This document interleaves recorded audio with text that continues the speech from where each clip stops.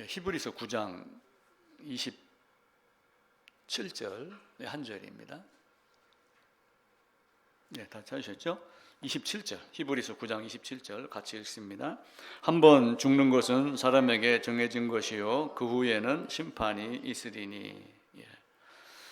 그 앞과 뒤에는 대제사장의 말씀을 하면서 피로써 죄 사함, 죄 씻음, 죄를 없이 하는 것 말씀하고, 우리 예수님이 많은 사람의 죄를 담당하시려고 단번에 들이신 바가 되었다, 이렇게 말씀을 합니다. 한번 죽는 것은 사람에게 정해진 것이고 그 후에는 심판이 있겠다, 이게 하나님의 말씀입니다. 오늘 주제는 현대인에게도 또 모든 죄인에게도 우주에 있는, 이 지구에 있는 모든 사람에게도 왜 성경 말씀이 필요하고 왜 교회가 필요한가 라고 하는 것을 지난주 말씀과 연결을 시켜가면서 말씀을 드리려고 합니다. 한국 교회사를 보게 되면은 공식적으로 우리나라에 기독교가 들어온 것이, 기독교 안에 천주교가 있고 우리가 개신교라고 이렇게 얘기를 하잖아요. 천주교에서 지성이 있는 사람들은 기독교를 향해서, 개신교를 향해서 갈라진 형제들, 이런 표현을 쓰더라고요. 근데 이제 기독교가 들어오면서 천주교에서 잘 못됐기 때문에 이제 그걸 바꾸자 해서 종교 개혁이 일어난 것인데, 그들은 뭐 큰 집에서 나간 사람들이다, 이런 개념으로 자꾸 생각을 하는 거예요. 근데 원래는 십자가의 복음이 쭉 나가는데 이게 곁길로 빠진 거예요. 쉽게 얘기하면 천주교에서 다시 되돌리자 해갖고 이제 개신교, 이런 말로 한 것이지, 그들 말대로 큰 집에서 뭐 작은 집이 나갔다, 이런 개념이 아니거든요. 그래서 천주교가 1593년도 임진왜란이 일어날 때, 그때 선교사 임진왜란, 기리스단이라고 하는 사람이 우리나라에 첫 발을 디뎠다, 한국 종교사에 보면은 그렇게 나오고, 개신교는 1832년 독일 선교사 귀출라프라고 하는 사람이 들어오기 시작하면서 했다. 근데 이제 그 이전에도 아마 비공식적인 기록은 없지만 그런 건 있을 거예요. 왜 그러냐면은 우리나라가 이제 이렇게 나라가 이렇게 있으면 이쪽에 이제 압록강, 두만강 있고 여기가 중국이 있잖아요. 중국이 있는데 예전에 경교라고 하는 것이 중국에 들어갔어요. 그래서 어떤 면에서든 접촉이 있었을 것이다. 그리고 이제 한국의 경우는 유일하게 외국에서 번역이 돼갖고 들어온 성경이 한글 성경이에요. 만주 이런 데서 이미 한문 성경, 영어 성경이 한글로 번역이 돼갖고 들어오기도 하고 이렇게 했거든요. 이제 그렇게 했는데 우리나라는 그럼 언제쯤 하나님 나라가 전해졌을까? 하나님 나라의 복음이 전해졌을까? 사실은 굉장히 궁금합니다. 근데 이제 성경을 보면은 노아의 후손 셋, 그죠? 함, 야벳, 요 세 명으로 인해 가지고 온 땅에 퍼지더라, 이렇게 되어 있었고, 그 중에 뭐 단군이라고 했던, 무슨 말을 했던, 이 땅에 사람들이 살고 있었다는 얘기는 노아라고 하는 이 분의 후손 3명 중에 한 족속 여길 들어온 거예요. 어딜 거쳐갔든 간에. 인터넷에서 인류의 이동 이런 걸 보게 되면은 유럽 쪽에서 이렇게 쭉 나가는 장면이 나오거든요. 그래서 흑인은, 지금의 흑인은 아프리카 쪽으로, 지금의 백인은 유럽 있는 쪽으로, 그리고 나머지 셈 족속의 개념으로 보면은 이제 오른쪽으로 해갖고 사실은 서진 해갖고 이제 이렇게 온 거예요. 동진해서 온 거죠.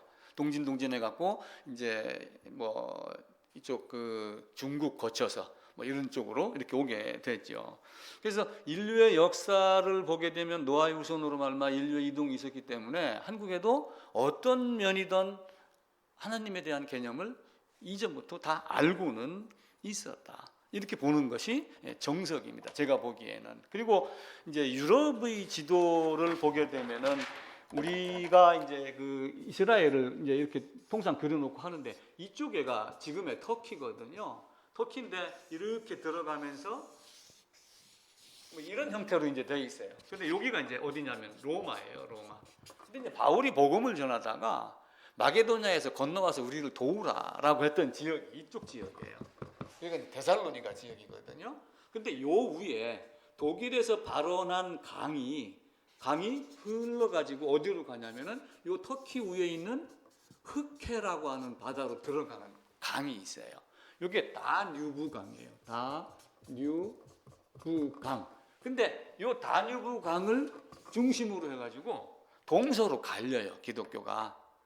그러니까 동방정교회, 그리고 로마 교회, 서교회, 동서로 이렇게 갈려요. 동로마, 서로마. 그러면서 일본은 이쪽으로 가면서 중국 거쳐갖고 결국은 한국, 일본, 또 이쪽에서도 이렇게 하면서 배를 타고 와가지고 일본, 또 아니면은 경주, 뭐 한국, 뭐 이런 쪽으로 들어왔겠죠. 그러니까 복음은, 성경은 우리가 알지 못하는 아주 오래전 시대부터 전 세계로 다 퍼져 있다 보는데, 단지 그 기독교가 더 왕성해지고 어떤 사상이 더 정리가 된 상태의 사람들에게서 다시 들어왔다, 이렇게 보시면은 더 정확할 것 같습니다.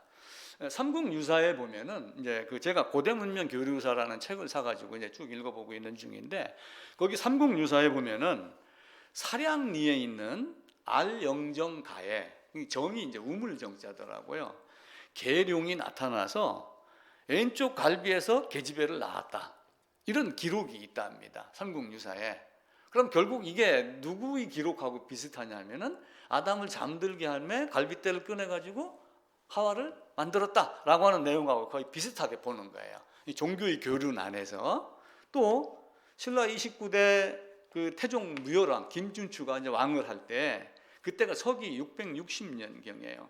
4월 달인데 청개구리가 한 수만 마리가 경주에 뭐 이렇게 나왔다. 그것도 아마 출애굽기 당시에 그 피개이파하는 그 두 번째 개구리의 어떤 그런 것들을 거기다가 묘사한 것 아니냐, 약간의 나온 것 가지고 뭐 이렇게 보는 사람들이 있습니다. 예수님이 이제 오시고 나서 돌아가시고 부활, 그리고 이제 승천하시고 로마 시대를 거치면서 이제 복음이 막 나옵니다. 서로 사람들 간에 이제 의심이 생기고 논란이 생기는 거예요. 저분이 진짜 누구냐? 그리스도가 진짜 누구냐? 근데 그리스도는 신성, 인성, 우리가 그리스도의 일일성이라는 얘기를 많이 했잖아요. 근데 이제 그 중에 한 사람이 네스토리우스라고 하는 사람이 있었어요. 근데 그 사람은 사람으로 왔는데 그 안에 인성도 있고 신성도 있으니까 한 분 하나님 한 사람이 아니라 두 인격이 존재하는 이상한 인간이다, 예수 그리스도를 그렇게 본 거예요. 그래가지고 다른 사람들에게 아니 그거는 아니야, 틀렸어, 이단이라고 정죄를 받았어요. 그리고 이제 그 사람은 죽고, 그 후예들이 어디로 갔냐면은 페르시아를 거쳐갖고 중국까지 들어갔어요. 그리고 중국에 들어가서 경교라고 하는 이름으로 하나님에 대한, 예수라고 하는 것을 전하기 시작을 했어요. 물론 사상은 다르죠. 일일성이라는 개념이 틀리지만 나름대로는 가서 전하기 시작을 한 거예요. 그런데 이제 그렇게 하며 경규가 들어갔고, 경교 대전 비라고 하는 무슨 비석도 발견이 됐어요, 중국에서. 그래가지고 오래전에 이미 페르시아나 인도 이런 데를 거쳐갖고 중국까지 들어간 어떤 역사. 그러다 보면은 국경지대를 통해서 우리나라도 어떤 면에서든, 또 임진왜란 당시에 일본 통해서 들어오고 뭐 장보고 뭐 이런 실크로드 이런 걸 따진다라고 그러면은 전 세계가 노아의 후손으로 말미암아 하나님은 있다. 우리나라도 뭐 삼신할미 뭐 이런 거 얘기를 하잖아요. 뭐 동짓날 팥죽 써먹어서 뭐 귀신을 쫓아낸다, 뭐 그 피 개념으로 말하는 사람도 있어요, 역사학자들은. 근데 이제 그 일본에도 보면은 8세기 서기 한 700년대에 있는 8세기의 일본 기록에 일본서기라고 하는 기록이 있는데, 거기에 보면은 일본의 고승 홍법대사라는 사람이 파사에서, 그 파사가 우리가 말하는 성경에서 바사거든요. 근데 바사가 페르시아예요. 우리나라가 이제 외국인이 와갖고 페르시아, 페샤, 파샤 이렇게 해갖고 사실은 이제 바사라는 걸로 이제 번역이 된 거죠. 근데 그 파사 페르시아에서 한 사람을 데리고 왔는데 그 사람 이름이 이밀의더라. 근데 그는 의사였고 경규에 속했다고 하더라. 이런 기록이 일본 서기에 8세기에 기록이 되어 있습니다. 그러면 이제 한국하고 일본하고 뭐 왔다 갔다 하는 것도 좀 있었겠죠. 아무래도. 또 아니면 한국에서 뭐 일본으로 건너간 사람도 있을 거고, 여러 가지 기독교가 어떤 방편이든 동쪽으로 간 거든 서쪽으로 간 거든 동방정교회든 아니면 기독교든 온 세상에 퍼져 있는 것은 다 알 수가 있습니다. 그래서 우리는 일반적으로 교회가 여기를 들어오고 하는 건 에레 종교다, 에레 종교다라고 그러지만 노아의 후손의 개념만 정확히 알면은 에레 종교가 아니고 다 알고 있었는데 우리는 잊어버렸었고 덮어놓고 살았는데 그걸 더 깊게 깨달은 사람들이 말씀이 왕성하고 교회가 왕성해지면서 다시 너희가 잘못 알고 있었어. 너희는 우상을 섬기고 있었어. 이렇게 하면 여기까지 따라온 것, 갖고 들어온 것. 그때 이제 들어오는 와중에 뭐가 있어요? 예배의 형태까지도 갖고 들어왔고 신학사상이 잘된 것도 들어왔고 잘못된 것도 들어온 거예요. 그러니까 이단이 지금도 많이 존재를 하면서 내가 뭐 하나님이다, 여자인 내가 하나님이다, 뭐 여자 하나님이 있다, 많은 것들로 이야기를 하고 그래요. 그래서 신학자들이 이렇게 정리를 했어요. 교회가 그리스로 이동해서 그 뭐 소크라테스, 플라톤, 아리스토텔레스 막 이런 상황이 있던 그 문화를 받은 그 후손들 그리스로 이동을 해갖고 뭐가 됐냐면 철학이 됐고, 그리고 로마로 옮겨가서 제도가 되어 있고, 유럽으로 가서 문화가 되어 있고, 그리고 미국으로 건너가서 기업이 되어 있고, 한국으로 들어와서는 대기업이 되었습니다. 이렇게 하면 현재의 한국교회의 타락상을 지적을 하는 사람들이 있어요. 제게 10대 교회 중에 거의 7, 8개가 우리 한국교회가 아마 포함이 된 걸로 알고 있어요. 그런데 6.25가 끝나고 전쟁 끝나고 막 산업사회가 발전하고 이러면서 잘 살아보자, 자녀 교육 열심히 했죠, 부자 되기 위해서는 어떻게 해야 되느냐, 예수 믿으면 부자 된다, 많은 여러 가지가 있어갖고 그 한국인의 열정이 교회도 부흥시킨 것은 사실입니다. 그런데 이제 그 교회가 어떤 면에서 지금 돌아다 보면은 쭉정이 건물과 사람 숫자에 불과한 교회가 많지 않았느냐, 이렇게 보고 있는 거예요. 그리고 통성 기도를 한다 그러면 대체적으로 뭐예요?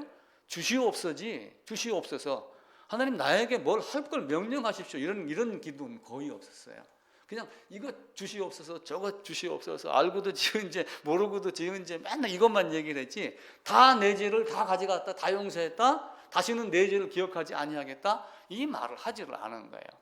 그리고 와서 기도하고 또 용서받고 가고 맨날 이런 것들의 반복이었죠.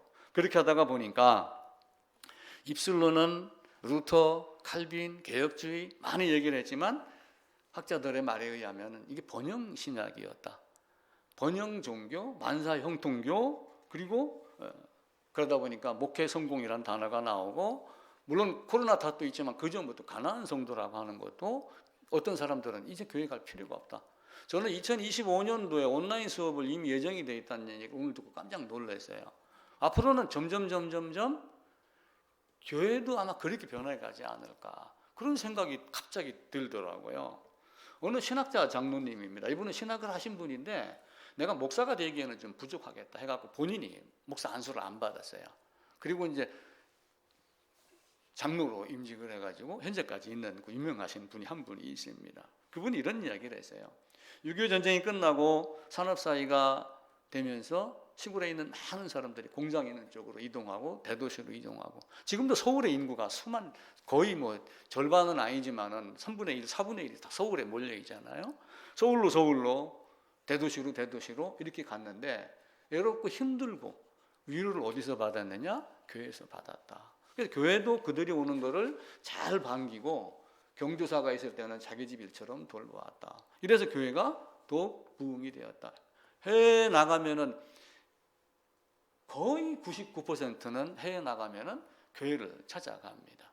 교회 가서 정보 교류도 하고 사람 간의 냄새도 나고 못했던 한국말도 하고 이렇게 하면 지내고 그래요. 그런데 이제 그렇게 하다가 보니까 기복 종교로 이제 바뀌게 된 거예요. 그런 얘기를 하는 겁니다. 그래가지고 그 영화 램프의 요정, 그 알라딘의 램프의 요정 나오는 지니로 뭘 불러가지고 주시옵소서 하면 주시는 하나님, 이렇게 자꾸 생각을 하고 하나님을 만사형통의 공급자로 여겼던 이런 적들이 많이 있었다. 그래서 번영신학으로 발전이 됐다.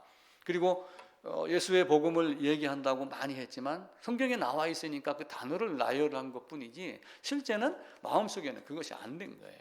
이제 그렇게 하다가 보니까 다른 데서 막 여러 사람들이 나와갖고 우후죽순 뭐 예를 들면 구원파가 나왔다든지, 아니 매일 기도한다고 없어지냐, 다 해놨지 않느냐, 맞거든요. 근데 그걸 사람들은 또 못 받아들이는 거예요. 그러면서 전부 이것저것 다툼이 있고 이렇게 되고 그래요. 그래서 지금은 우리가 왜 성경 말씀이 필요한가?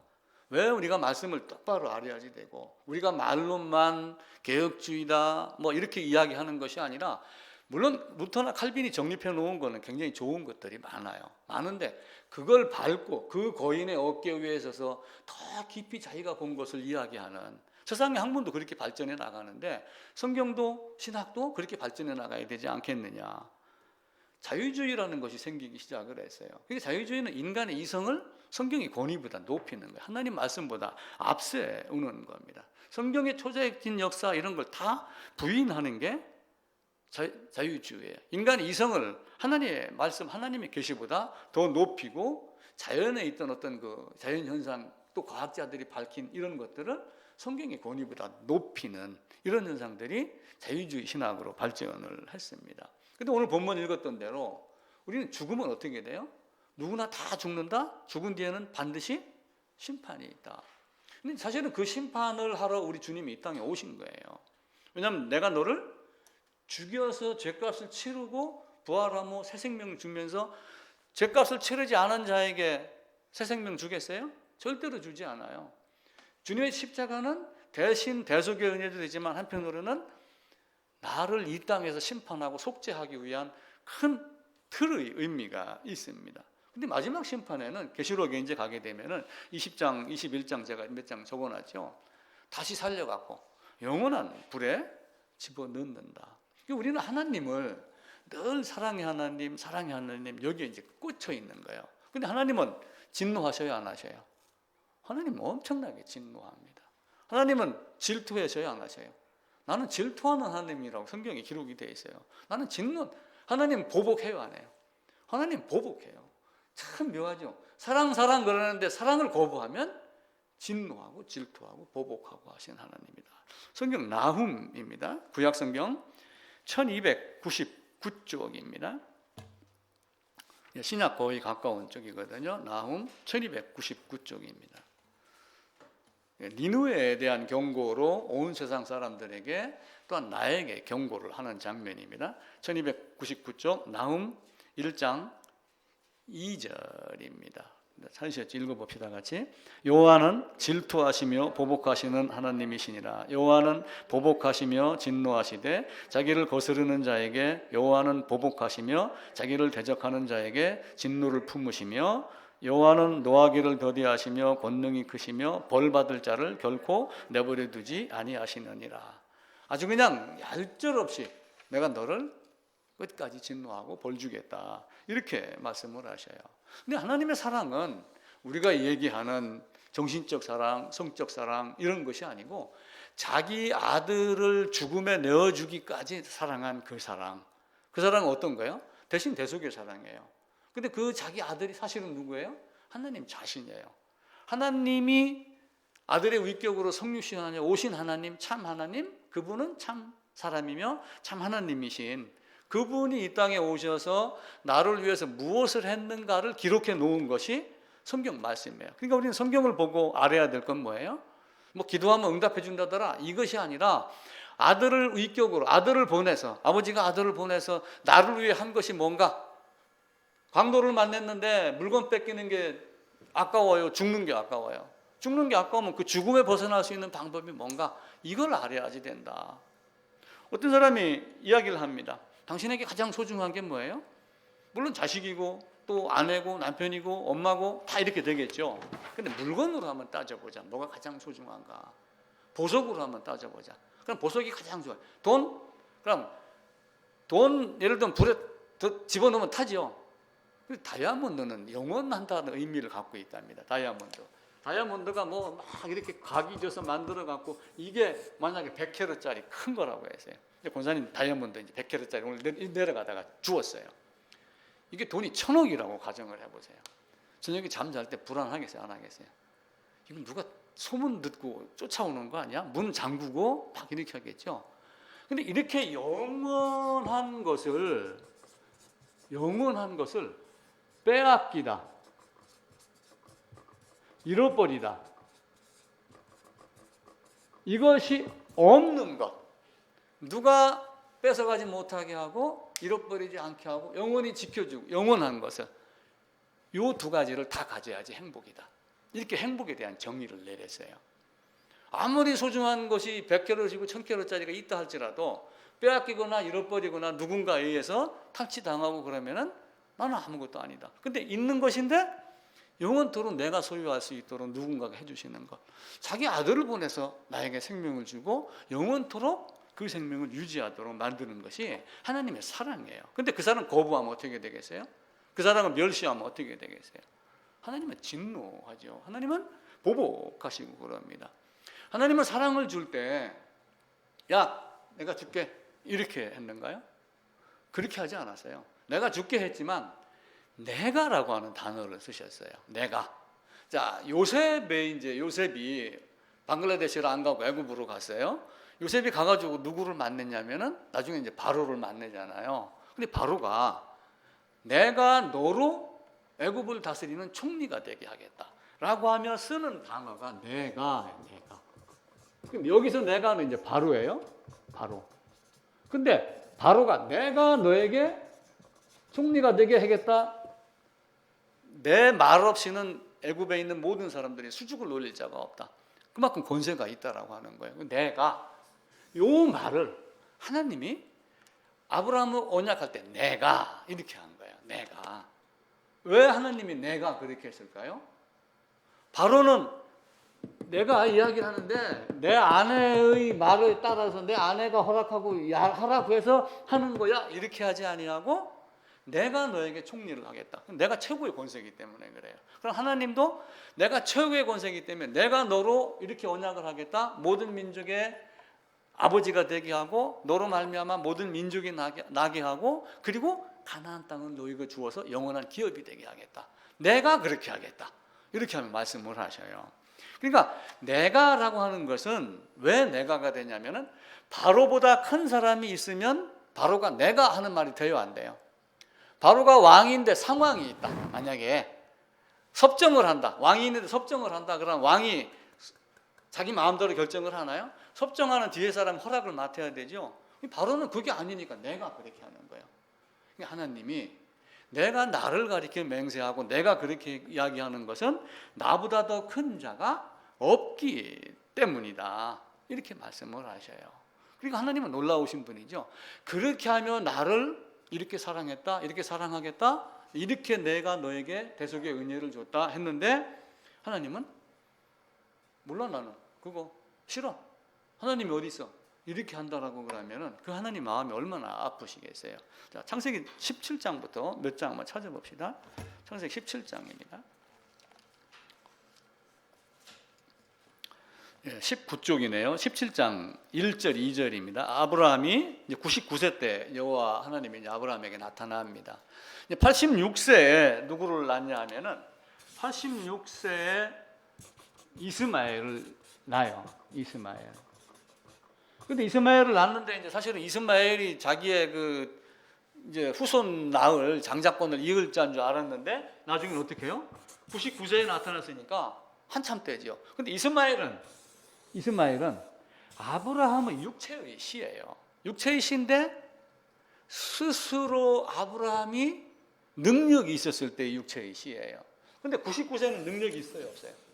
없는데 내가 이 나이에 무슨 아이를 낳습니까? 경수가 끊어진 지 오래입니다라고 하는 99세, 90세에 나타나가지고 내가 너와 이렇게 약속하겠다라고 하며 17장 2절입니다. 내가 내 언약을 나와 너 사이에 두어 너를 크게 번성하게 하리니 4절 보라 내 언약이 너와 함께 있어 너는 여러 민족의 아버지가 될지라 5절 아브라함이라 하리니 내가 너를 여러 민족의 아버지가 되게 함이라 내가 너로 심히 번성하게 하리니 내가 네게서 민족들이 나게 하며 왕들이 네게로 나오게 하겠다.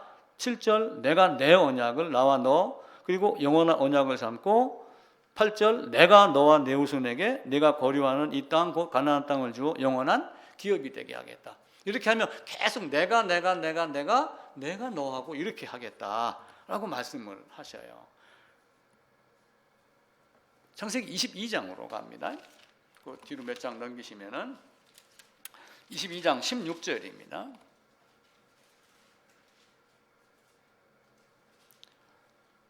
이르시되 여호와께서 이르시기를 내가 나를 가리켜 맹세하노니 왜 내가 나를 가리켜 맹세했을까요? 바로가 했듯이 하나님보다 더 크신 분이 없기 때문에 그렇게 말씀을 하시는 거예요. 내가 나를 가리켜 맹세하겠다. 자, 히브리서로 한번 가보겠습니다. 히브리서 6장입니다.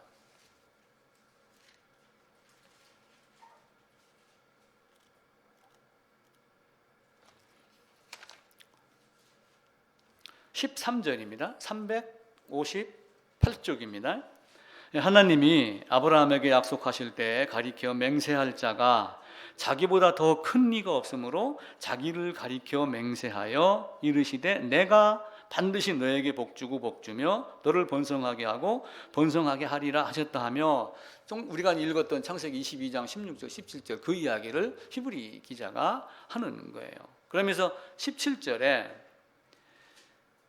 하나님은 약속을 기업으로 받는 사람들에게 그 뜻이 변하지 아니함을 충분히 나타내시려고 그 일을 맹세로 보증했다. 하나님이 아브라함에게 약속을 했는데 그 약속이, 하나님의 약속은 변하지 않아요. 변하지 않습니다. 근데 변하지 않는 것을 재차 확인하려고 약속한 것 위에 맹세까지 하신 하나님이에요. 그러니까 우리는 친구들하고 아이들 보면은 뭐 할 때 야 손가락 걸어 그러죠. 손가락 걸면 어떻게 해요? 도장 찍어. 도장 딱 찍으면은 복사해. 뭐 또 하나 또 있다 하더라고요. 코팅이 있어요. 마찬가지로 하나님도 내가 아브라함 너하고 이렇게 약속을 해서, 그리고 그 약속이 변치 않을 걸 내가 맹세할게. 누구 이름으로? 내 이름으로. 나보다 더 큰 이가 없으니까 내가 내 이름으로 맹세하겠다. 하나님이 그냥 내가 너를 이렇게 하겠다는 것이, 그 약속의 내용도 물론 굉장히 중요하지만 더 중요한 거는 하나님보다 크신 분이 없는 그 하나님이 약속을 하신 것. 그 약속하신 하나님이 어떻게 해요? 다시는 내 죄를 기억하지 아니하겠다. 어떻게 해요? 네가 나와 정말로 연합이 됐느냐?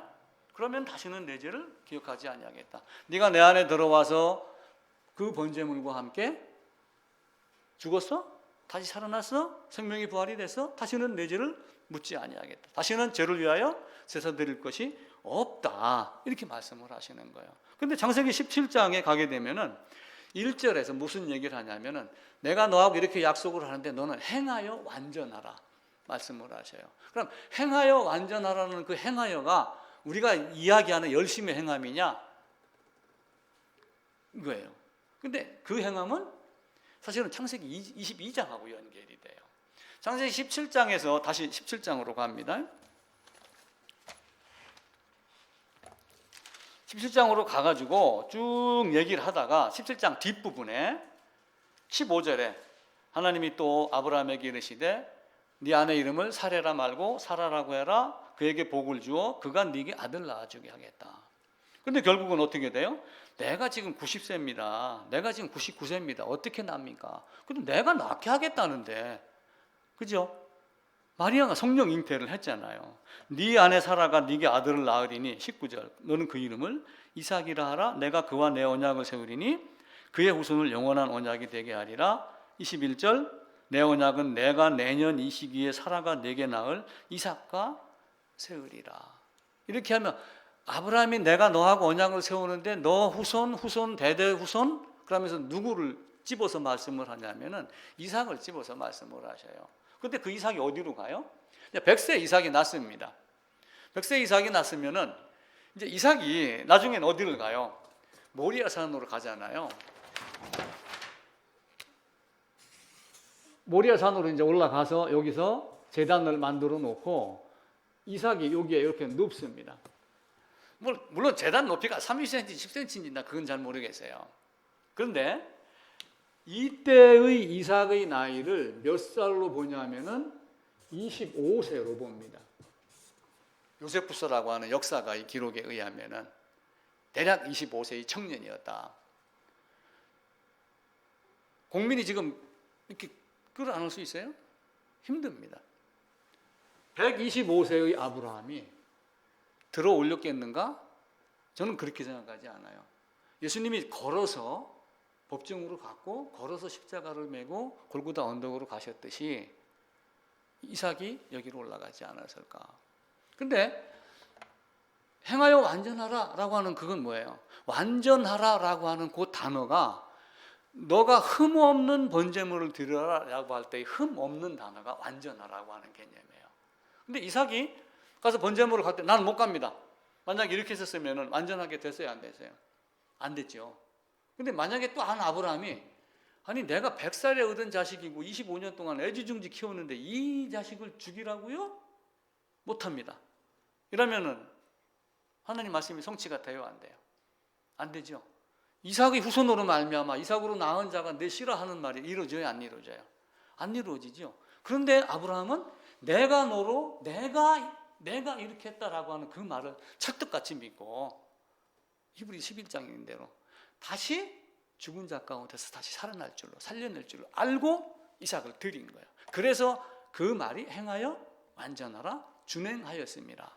창세기 22장으로 가면은 18절인가요? 22장 18절 제가 찾아서 읽을게요.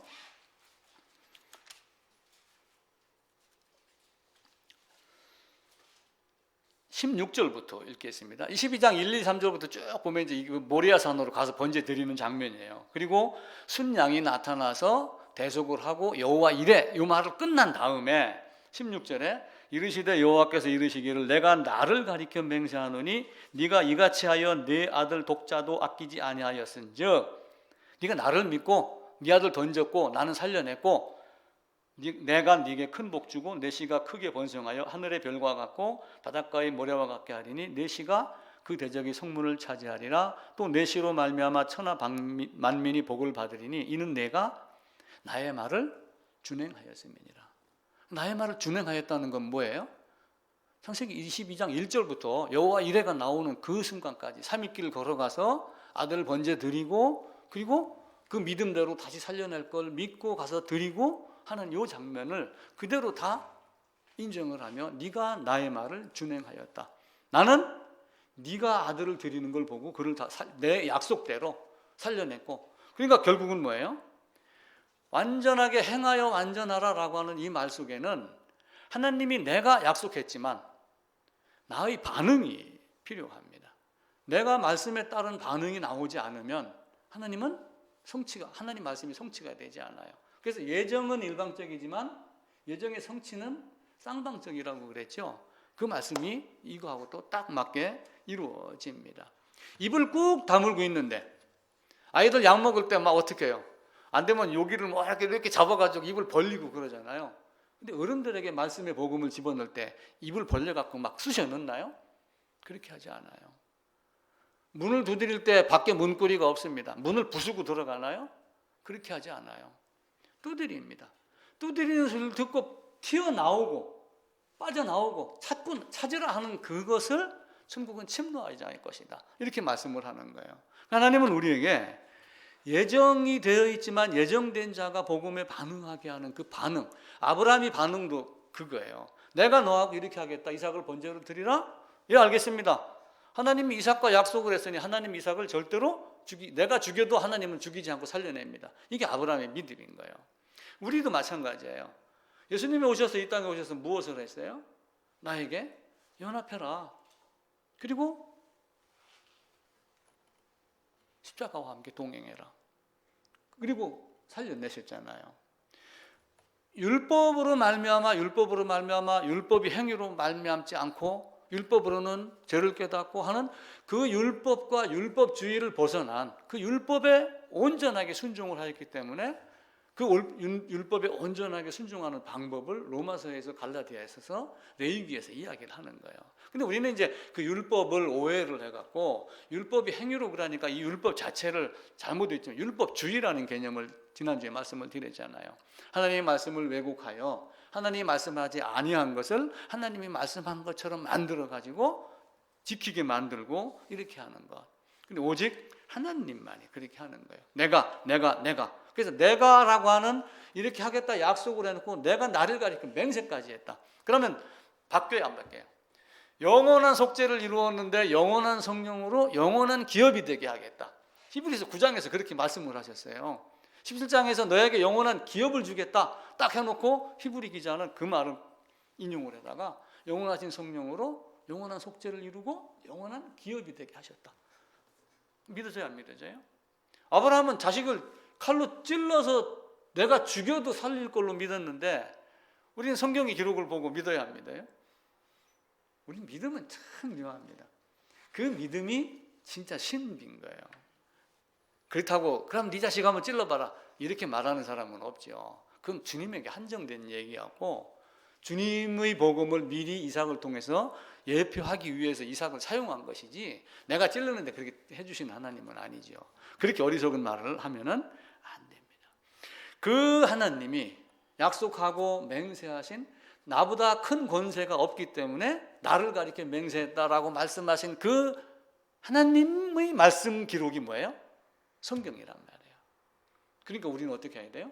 이 성경으로 뭘 가르쳐요? 죄를 사하주는 방법, 거듭나는 방법, 바르게 사는 방법. 그래서 우리 모두에게는 성경 말씀이 필요합니다. 그리고 이 하나님 말씀이 성경 안에서 곳곳에서 이 말씀이 맞고 이 말씀이 맞고를 하는 것을 성경의 자증이라고 그래요. 성경이 성경을 증거한다. 그래서 성경이 성경을 증거를 하니까 우리는 어떻게 합니까?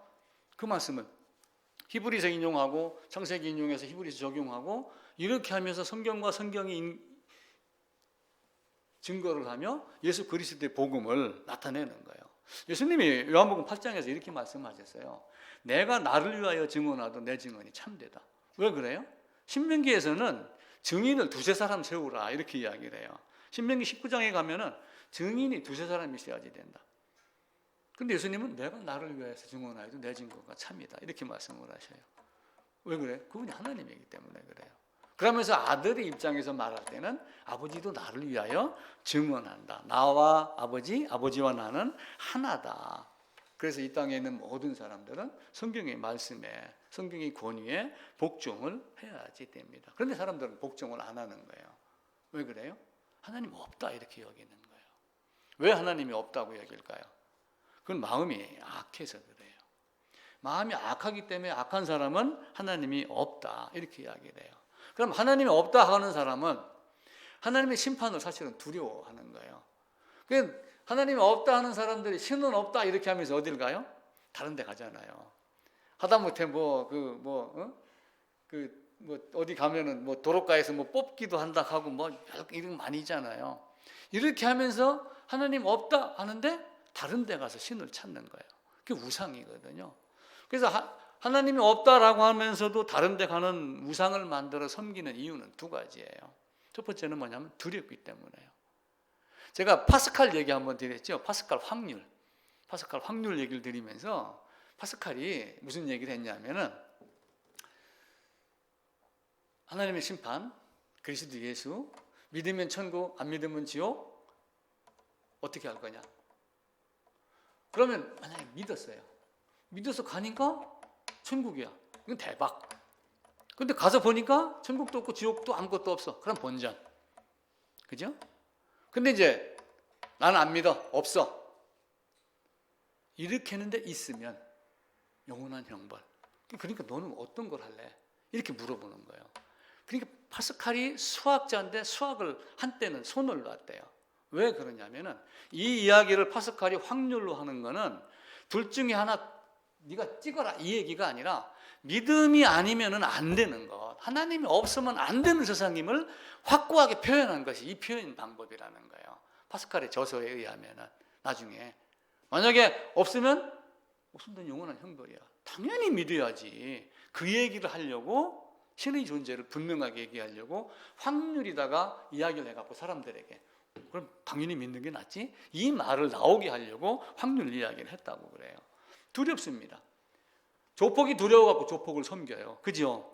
그런 거 많잖아요. 시내 가서 조폭이 두려워서 조폭이 서려요. 일진이 두려워서 일진을 섬기는 학생들이 있어요. 자기를 해코지하는 것을 두려워 섬겨요. 출애굽할 때 피 있었어요. 왜 나일강 뭐가 됐어요? 나일강 신으로 섬겼어요. 이스라엘은 애굽은 나일강이 범람하죠. 풍요다산이 되니까 섬기는 게 하나가 있어요. 나일강이 범람하면서 피해를 입으니까 한편으로는 피해 안 입게 해달라. 그 신을 달래는 형태로 가진 거예요. 개구리, 파리. 음식에 파리 앉으면 어떻게 돼요? 전염병 옮긴다고 그러죠. 그게 두려운 거예요. 그래서 그들을 신으로 섬긴다. 이게 옛날 사람들의 모습이에요. 우상으로 하나님 대신할 수 있나요? 원자폭탄 터지는데 우산으로 가릴 수 있나요? 근데 사람들은 그렇게 하는 거예요. 자기에게 고통 주고 자기를 괴롭게 하는 것을 달래려고 그것을 우상으로 섬긴다. 이렇게 보는 것이 우상의 진짜 개념입니다. 그리고 또 하나는 원하는 게 있는 거예요. 그것들에게 뭘 빌면은 나에게 뭔가를 해주지 않겠느냐. 그게 원하는 게 뭔가 대체적으로 사람들은 돈이라고 그래요. 그래서 그 아람어 마모나라고 하는 단어를 써갖고 맘몬이라고 해요. 맘몬. 그리고 배금사상, 배금주의 그러잖아요. 금을 숭배한다. 배금. 그래서 그 배금사상, 배금주의인데 이게 이제 그 마모나가 만문이라고 하면서 종교적 용어로 바뀌기 시작을 한 거예요. 하나님 이외에 재물 많은 청년이 돼가지고 재물을 섬기는 부정적 의미로 물량주의, 물질주의로 이렇게 한 겁니다. 황소를 사용을 하고 밭을 갑니다. 그러니까 소출이 많아지죠. 황소가 신이 됐어요. 애굽에서는. 나중에 그걸 누가 따라했어요? 아론의 금송아지, 송아지 형상으로 우상을 만드는 거예요. 참 묘하죠. 나로 발사했습니다. 혹 돼지머리 놓고 절하지 않았는가 몰라요. 지금은 잘 모르겠는데 옛날에는 회사 같이 다니던 기 뭐라고 하는 친구가 나가 있었어요. 이 친구가 새 차를 샀는데 운전대 옆에다가 마른 명태 하얀 실로 매달아 놓고 운전을 하고 있더라고요. 야, 이거 왜 그러냐? 사고 나지 말라고. 사고 안 나는 건 네가 운전을 잘해야지 명태가 지켜주냐? 근데 사람들은 그렇게 하는 거예요. 이 우상은 참 묘합니다. 그 만문이 들어오면서 이 땅에 또한 이상한 모습이 되기 시작을 한 거예요. 예수님이 오시고 나서 십자가가 이제 사건이 일어나고, 그리고 로마는 황제가 신이었어요. 근데 하나님이 신으로 하니까 핍박을 받아야 안 받아요? 황제가 신인데 예수님이 신, 하나님 신 그러니까 핍박을 받죠. 그래갖고 엄청난 고생을 했어요. 그러다가 313년도에 콘스탄티누스라고 하는 왕이, 황제가 기독교를 인정하자, 공식적으로. 그래서 기독교 공인을 해요. 그러면서 기독교인들이 공식적으로 예배를 드려도 아무런 타치도 하지 않아요. 그동안 뺏었던 물건 다 돌려줍니다. 그렇게 하면서 만몬이 살아나기 시작을 해요. 그렇게 하면서 부가 축적이 되고 성직 매매가 되고 교회가 썩어가기 시작을 하고 그럽니다. 그렇게 하면서 4세기에 수도원 운동이 일어나요. 수도원 운동이 왜 일어날까요? 그 기독교 공인이 일어나면서 교회가 썩어가기 시작을 하니까 그 중에서 정신 차린 사람들이 사막으로 떠나는 거예요. 그 사막은 그들의 피신처 골방 기도와 같은 장소로 활용을 한 거예요. 그래가지고 학자들은 사막으로 간 그 수도원에 들어가서 수도사 생활을 한 사람이 피를 흘리지 않는 순교자, 이렇게 말할 정도로 그들은 가서 고생을 하면서 우리는 저렇게 만문에 빠지지 않습니다. 우상에 빠지지 않습니다. 하나님 말씀에 빠집니다. 말씀에만 빠집니다. 이렇게 하며 세상을 살았어요. 그러니까 우리가 진짜 두려워할 건 뭐예요? 다이아몬드 뺏어가고 이게 문제가 아니라 내 영혼을 뺏어가고 이 몸이 영원토록 지옥에 멸할 그 하나님을 멸하라. 세월이 흘러가면서 중세가 들어오고 계몽이 되기 시작을 했어요. 계몽이 되니까 사람들이 깨어나기 시작을 해요. 저는 이따가 아무것도 글도 몰라요. 어떤 할머니는 누가 이웃집에서 와갖고 사인해달라고 사인해줬더니 글을 모르는 할머니에게 지문서를 제펴버린 거야. 자기도 모르게. 근데 글을 깨치면 어떻게 돼요? 야, 이제 나는 내가 약국도 내가 찾아갈 수 있어. 병원도 내가 찾아갈 수 있어. 이렇게 되잖아요. 근데 계몽이 딱 되니까 하나님이 없다. 이렇게 되는 거예요. 왜 그런 현상이 발생을 했냐면은 수많은 중세 시대를 거치면서 교회가 사람들을 핍박하고 억압하고, 그런데 깨고 나니까 종교도 억압이다. 이런 생각을 갖게 된 거예요. 종교도 억압이다. 왜냐면은 동전 넣어라, 헌금해라. 그러면은 네 할아버지가 연옥에 있다가 천국으로 간다 하고 쪼고 이렇게 하니까 어떻게 돼? 또 다른 억압하는 종교가 태어났다. 근데 깨어나 보니까 내가 옛날보다 능력이 있네? 인간은 능력을 가지고 무언가를 할 수 있는 사람이다. 그래갖고 또 다른 이단이 등장하기 시작을 하는 거예요. 그러면서 하나님은 없다. 우리 인간은 이렇게 할 수 있는 능력이 있다. 이렇게 하며 또 한참 나가다는 신은 없다. 신은 죽었다. 이렇게 나가고 있죠. 악인은 그의 모든 사상에 하나님이 없다. 이렇게 하며 무신론이라고 하는 게 또 나와요. 19세기에서는. 학문으로 아예 등장을 합니다. 유실론이 디이즘이라고 그래요. 디이즘. 이게 스펠링이 맞는가 모르겠네. 디이즘인데 요 접두어 A를 딱 써갖고 이게 아니다. 이렇게 에이티이즘, 무실론. 신? 아니야. 신? 없어. 유실론? 없어. 에이티이즘. 이렇게 하면 무실론이라는 단어를 자랑하기 시작을 합니다. 계몽이 됐는데 헛똑똑이로 다 바뀌는 거예요. 왜 그래요? 결국은 아담이 타락 때문에 모든 인간들이 자기 본성대로, 부패한 대로, 오염된 대로 그렇게 가기 때문에 그래요. 현대인의 지식과 이런 것 가지고 세상을, 하나님 나라를 대항할 수 있나요? 대적할 수 있나요? 그래서 이 땅에는 계속해서 성경이 필요한 겁니다. 그리고 그 성경 말씀으로 거듭난 자들이 함께 모여서 예배드리며 우리는 이런 것에서 이겨내야지 된다라고 교회가 필요하다. 오늘 주제는 그거예요. 왜 성경 말씀이 필요한가? 이런 타락한 세상에 우상 멀리하고 그리고 하나님 복음이 정확하게 성경이 기록된 대로 듣고 보고 깨닫고 그리고 교제하는 교회, 말씀, 이것이 있어야지 된다. 우리는 코람데오라는 말을 굉장히 많이 썼습니다. 저도 많이 썼고. 근데 책을 보다 보니까 코람데오라는 말을 종교개혁을 한 루터가 제일 먼저 하기 시작을 했다 하더라고요. 하나님 앞에서, 이게 이제 코람데오는 그 전부터 나왔던 말이겠죠. 근데 어떤 의미로 우리는 하나님 앞에서 그러면서 코람데오를 이야기를 해요. 근데 이 코람데오가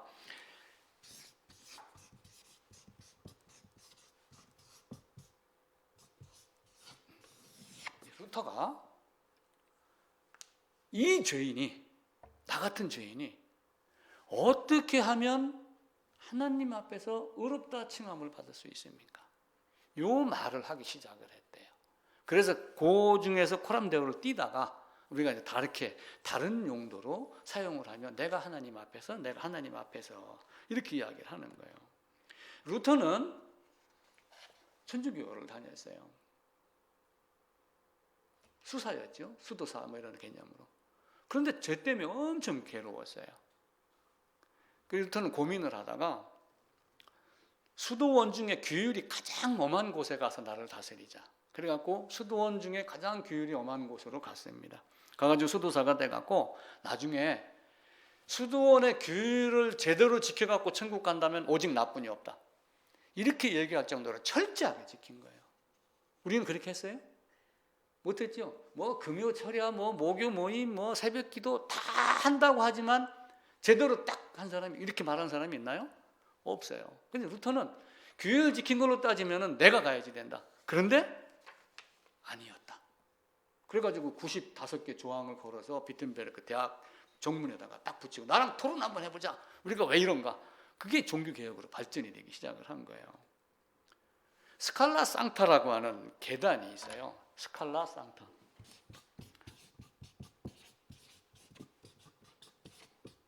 성경에는 이제 안 나와요. 안 나오는데 빌라도가 예수님을 심판합니다. 그럼 빌라도가 어디에 앉았겠어요? 법정에 들어갑니다. 대법관 딱 똑같은 평지에다가 심판받을 사람, 검사, 판사 자기 같이 앉나요? 계단이 좀 높나요? 높죠. 설교한다고 저도 설교단 약간 높게 있잖아요.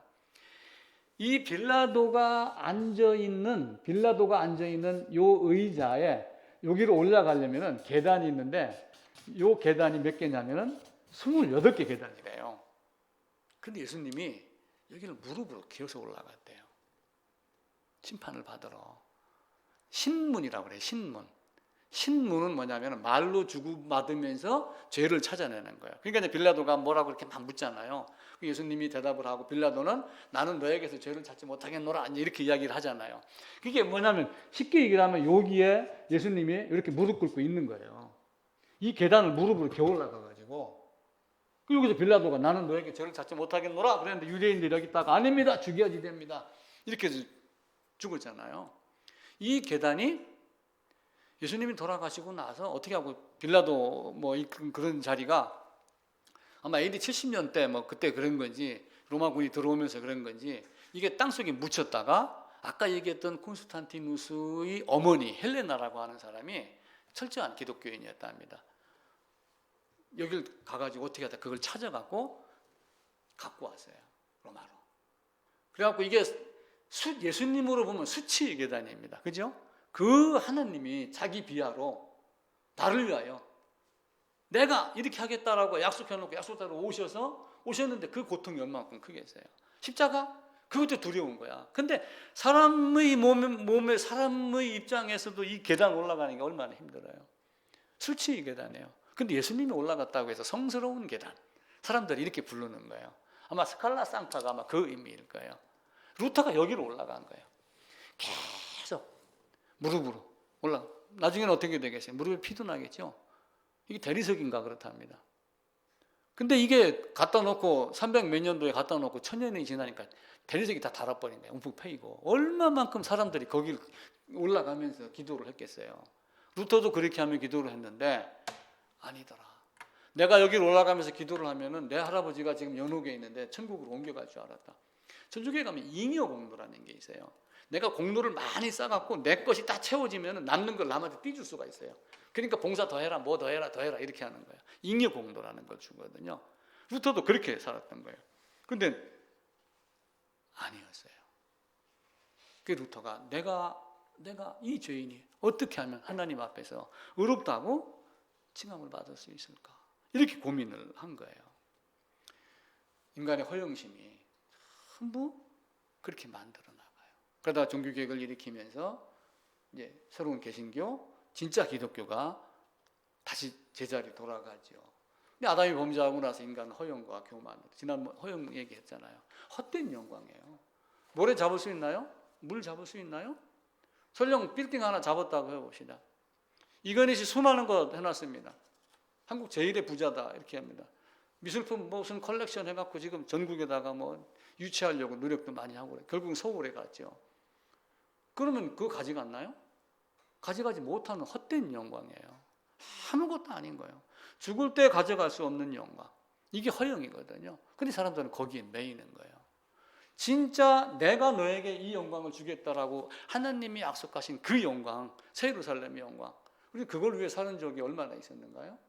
그걸 위해서 그 말씀을 보고 교회를 위해서 기도하며 교회 안에서 서로 교제하고 교회 안에서 서로 비방하지 아니하고 그냥 말씀으로 하나 되면서 나는 참 이렇게 실수했습니다. 이렇게 살아났습니다. 이렇게 하는 적이 얼마나 있어요. 근데 이스라엘은 그렇게 하지 않았어요. 이사야서 1장에 가게 되면은 이사야 선지자는 예루살렘이 멸망에 들어가기 얼마 전부터 마지막 쯤에 나타났던 선지자거든요. 너희의 무수한 재물이 내게 무슨 소용이 있느냐. 하나님 이사야 선지자를 통해서 그렇게 이야기를 해요. 그러니까 그들은 겉모습은 재물을 열심히 갖고 오면서 섬기고 주여 주여 했겠죠. 근데 너희 마음은 아니다. 왜 너희가 양식이 아닌 것을 위해서 은을 달아주며 헛고생하느냐? 이사야서 55장에 가면 그렇게 이야기를 해요. 다 율법주의에 빠져 있는 거예요. 성경 말씀이 그렇게 가르치던가요? 아니에요. 성경 말씀은 지극히 간단해요. 바울은 길게 3년이에요. 3년 잡고 딱 아니면 돌아섰어요. 떠났습니다. 3년? 그래 너희끼리 살아. 누구 하나 지도자 세워놓고 난 다른 데 가서 전할게. 3년이면 충분한 복음을 우리는 평생 내가 먹여 살리는 것 같이 생각하는 교회 목사 이렇게 되면 안 되겠죠. 하나님은 우리에게 그렇게 요구하지 않아요. 인간들은 자기 도취에 빠져 있어요. 내가 최고다. 항상 내가 최고다. 내가 뭐든지 다 했다. 이 생각을 해요. 교만이 넘칩니다. 다윗이 아들 압살롬이 반역을 해요. 옛날에는 왕들 되면 아버지도 죽이고 그랬습니다. 형제도 죽이고 자기가 왕자리를 누리려고. 뭐 이방원 뭐 이런 것 한번 봐보세요. 시므이라고 하는 사람이 있었어요. 시므이. 이 시므이가 누구냐면은 사울이 다윗을 괴롭혔어요. 근데 요 사람이 베냐민 지파예요. 요 지파 중에 시므이라고 하는 사람이 있었는데 나중에 사울이 이제 죽임을 당하잖아요. 마지막에 사무엘상 끝에 가서 나중에 이제 다윗이 왕이 되고 아들 압살롬이 반역을 해가지고 도망을 가니까 다윗이 이제 압살롬이 반역을 합니다. 아들이 다윗이 도망을 갑니다. 도망을 가니까 시므이가 어떻게 해요? 쫓아가서 돌멩이를 던지고 욕을 해요. 너 이제는 다시는 여기 돌아가지 않을 거다. 이런 생각을 했겠죠. 이게 인간의 모습이에요. 잠깐 나보다 좀 낫다 싶으면은, 나보다 부족하다 싶으면은, 내가 한번 깔볼 만하다 싶으면은 쫓아가서 던지고 그렇게 합니다. 아비가일이라는 여인이 있는데 남편 이름이 나발이었어요. 나발의 뜻이 미련한 자라고 하더라고요. 왜 이름을 그렇게 졌는지 모르겠어요. 다윗이 양떼를 지켜줬어요. 근데 배가 고파 음식 좀 달라 그랬더니 어느 집 개가 짖어? 그래갖고 다윗이 화가 나가지고 쫓아가니까 아비가일이 다윗을 달래려고 떡을 해가지고 얼른 가서 우리 남편이 좀 미련해서 그렇습니다. 이름 그대로 제발 용서하십시오. 나발은 그렇게 해놓고 술을 먹고 취해 있는데 깨고 나서 마누라가 다윗이 이렇게 왔다 갔습니다 라고 얘기를 하니까 겁에 질려갖고 몸이 굳어서 그냥 숨이 끊어져 자기가 죽어요. 스스로 그냥 숨이 경직돼서 죽는 거야. 이게 얼마나 안타까워요. 가인은 형제를 죽일 때, 아벨 죽일 때 당당하게 죽이기, 돌로 쳐 죽였으니까. 근데 아벨 죽이고 나서 하나님이 한 말씀 하니까 뭐라고 그래요? 다른 사람이 나를 좀 안 죽이게 해주세요. 이렇게 돌변하는 게 인간이에요. 참 묘하죠. 빌라도는 나중에 정신병이 걸려서 뭐 자살을 했다던가 이런 이야기가 있습니다. 기드온은 블레셋 사람들이 두려워가지고 곡식을 털을 때 웅덩이 밑에서 털었어요. 이게 이제 그 타작마당에서 털었다 그 얘기예요. 그런데 이제 하나님이 내가 너를 사용하니까 가라라고 하니까 양털 하나 갖다 놓고 하나님 시험했죠. 우리는 그 시험이 아주 기드온이 자랑거리로 생각을 하지만 사실은 하나님은 못 믿은 거예요. 하나님 말씀에 가라 했으면 가면 되는 거예요. 근데 양털 밖에만. 근데 이 기드온이 나중에 적군을 물리치고 우리들의 왕이 되라 그러니까 아이고 나는 안 돼. 겸손한 척 해놓고 자기 아들 이름을 아비가일이라고 그랬어요. 저 아비멜렉. 아비멜렉이 뭐냐? 우리 아버지는 왕이야. 그러니까 아비멜렉 부르면 너 아버지 왕이지, 이 소리가 자연적으로 떠오르고 연상되게 만들었어요. 그러니까 교묘하게 자기를 높인 거예요. 교만. 이게 허영과 교만 이런 모습이에요. 우리가 뻥치고 다닌다 그러죠. 이게 이런 사람들의 모습이 모든 인간들의 모습이에요. 우리는 말씀 앞에 솔직해야지 돼요. 하나님이 이렇게 얘기했다 그러면 아브라함은 솔직했잖아요. 아브라함은 내 아들 25살 될 때까지 내가 키웠습니다. 못 죽입니다. 내가 100세 얻은 아들 어떻게 죽입니까? 그렇게 항변을 하든지. 근데 항변하지 아니하고 다시 살릴 줄 알았다. 믿었잖아요. 그럼 우리는 성경 말씀에서 우리가 믿어야 할 것들이 얼마나 많아요. 이 기드온, 시므이, 사울은 어떤 수치심이 있었어요? 가장 작은 지파의 가장 작은 지파 안에서도 가장 작은 집안의 아들이었어요. 그러니까 근본적으로 나는 가장 약한 자다, 가장 초라한 자다라고 하는 수치심이 있는 거예요. 나발도 마찬가지고 시므이도 베냐민 지파에. 그걸 갖다가 원초적 수치심이라고 그래요. 원초적 수치심. 그러니까 갑자기 졸부되면 어떻게 돼요? 막 뻐기고 다니죠. 옛날에 안 입던 옷 입고 막 그 차 갑자기 옛날 말로 삐까삐까한 거 타고 다니면서 폼 잡고 그러는데 어느 날 보니까 거지돼 있어. 막 이런 거 있어요. 이 원초적 수치심을 가리려고 모든 인간은 자기를 포장하기 시작한다. 아담이 하와하고 에덴 동산에서 쫓겨나는 장면을 그 그림을 한번 그 단어 넣어가지고 인터넷에 검색해 보면 그 성화가 나와요. 이렇게 하고 쫓겨나는 장면이 나와요. 그 얼굴을 만약에 크게 확대해서 본다 했을 경우 그 아담의 수치심이 얼마나 강했겠어요. 그러니까 사람들은 이 땅에 살면서 그 수치심을 없애고 아니고 없는 것처럼 하기 위해서 교만해지고 허영에 빠지게 산다. 이게 심리학자들이 나오는 얘기. 정신분석학에 이 이야기가 나와요. 자기 도취나 원초적 수치심이라는 단어가 나오거든요. 그리고 이런 사람들은 방어를 해요. 이 방어를 교회에 나와가지고 성경을 보고 예수님이 이렇게 하셨어 라고 했었을 때 맞아 나도 그때 죄인이었는데 이렇게 얘기하는 사람은 방어하는 게 아니라 마음이 열려놓은 거예요. 근데 대다수의 사람들은 예수를 믿는다라고 하면서 예수님이 이렇게 했는데 가릴 건 가려놓고 맞아 그러면서 방어 기제가 들어가요. 이런 것들이 굉장히 많습니다. 아담의 뒤를 우리가 따라가면 안 돼요. 철저하게 하나님 말씀 앞에서 왜 우리가 성경 말씀이 필요하고 왜 교회가 필요하고 교회가 필요한 건 뭐예요? 우리 마음을 털어놓고 얘기하자 그 얘기예요. 성경 말씀 앞에서. 그러니까 바울이 설교할 때 누구예요? 졸다가 떨어진 친구 하나 있죠. 그렇게 하든 말든 바울은 열심히 한 거예요. 수많은 사람들이 그 말씀을 따라서 들은 거고요. 그러니까 우리가 해야 될 일은 말씀을 바로 듣고 바로 잡고 바로 깨닫고 그리고 서로 교제하고. 우리가 넘어진 자리에서 일어난다라고 하는 이야기는 넘어진 것을 일어나면 땅에 묻었던 먼지를 털고 일어나요.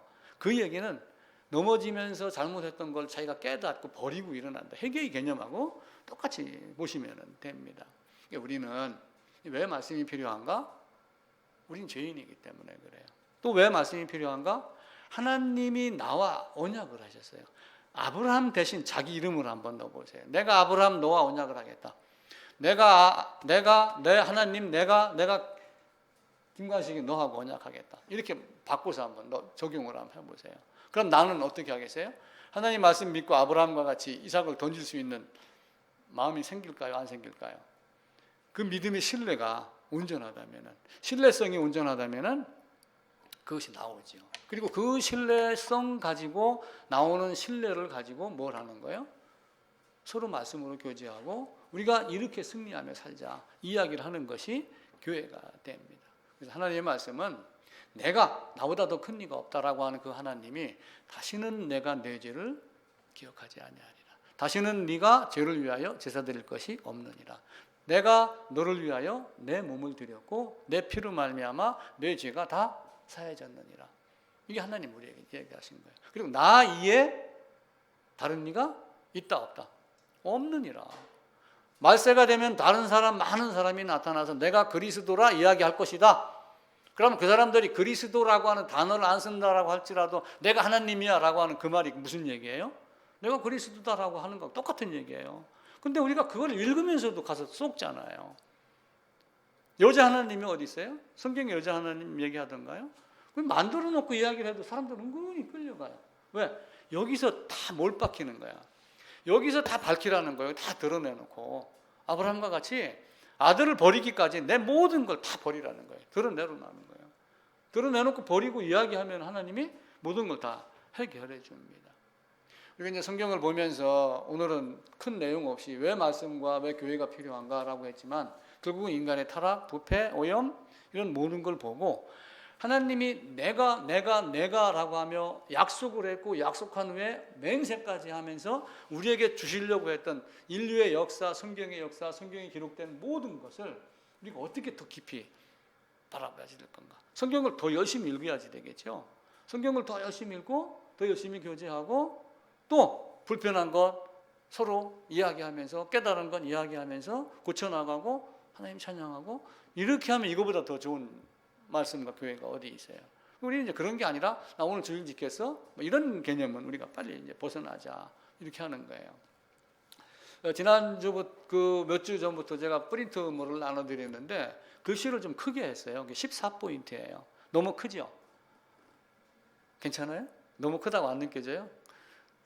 저도 보기에 좀 커요. 근데 왜 제가 크게 했을까요? 여러분 버리지 말고 80대까지 보관하고 나중에 늙어가시면서 보라고 제가 일부러 크게 한 거예요. 지금은 작아도 됩니다. 근데 몇 년 지나면 돋보기 아니면 그게 안 보여요. 저도 저를 위해서도 14포인트를 크게 가지고 나중에 이렇게 보려고 그럽니다.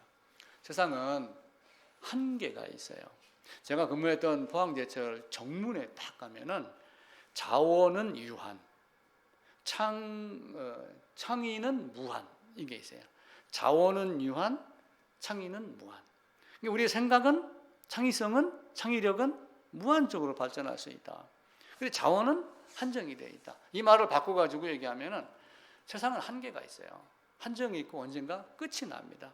크로노스의 세계는 점점 사라지고 파괴되고 언젠가는 딱 종을 치고 문을 닫는 세계가 있어요.